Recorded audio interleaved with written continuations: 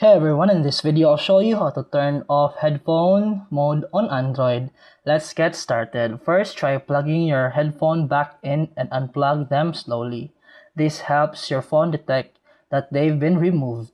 If it doesn't work, gently clean the headphone jack using a dry cotton swab or soft brush. Dust or moisture can cause these issues. Next, restart your phone. Sometimes headphone mode gets stuck due to software glitch, and restarting helps reset the audio system.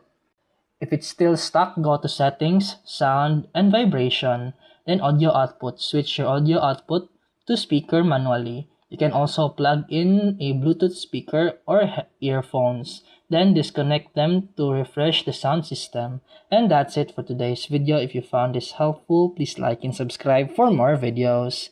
See you in the next one.